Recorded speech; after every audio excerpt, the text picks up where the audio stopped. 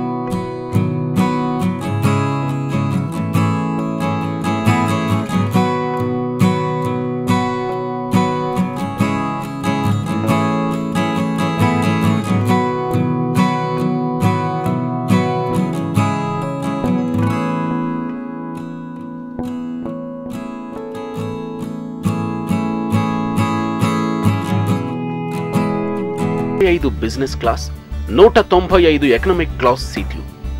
వీటితో పాటు 4 కాక్పిట్ సిబ్బంది, 12 మంది క్యాబిన్ సిబ్బంది ఉండనున్నట్లు ఎయిర్ ఇండియా వెల్లడించింది.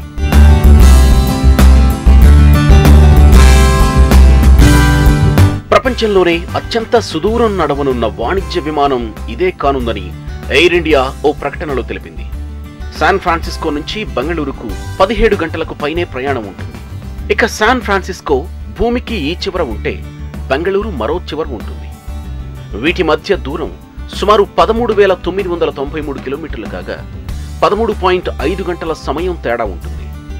అమెరికాలో శాన్ ఫ్రాన్సిస్కోలో శనివారం బయలుదేరిన ఈ విమానం జనవరి 11 తెల్లవారుజామున 3 గంటల 45 నిమిషాలకు బెంగళూరులోని కెంపెగౌడ అంతర్జాతీయ విమానాశ్రయంలో దిగనుంది. ఈ విమానంలో కాక్పిట్లో ఉండేవారంతా మహిళలే కావడం విశేషం. ఈ విషయాన్ని కేంద్ర పౌర విమానయాన శాఖ మంత్రి హర్దీప్ సింగ్ పూరి ట్విట్టర్ ద్వారా వెల్లడించారు. Captain Zoya Agarwal, captain Papagari Tanmayi, captain Akanksha Sonawar, captain Shivani Manhas విమానాన్ని ఆపరేట్ చేయనున్నట్లు తెలిపారు. ఎయిర్ ఇండియా మహిళా శక్తి ప్రపంచవ్యాప్తంగా మరింత ఎత్తుకు చేరుతుందని మహిళా పైలట్లను ప్రశంసించారు.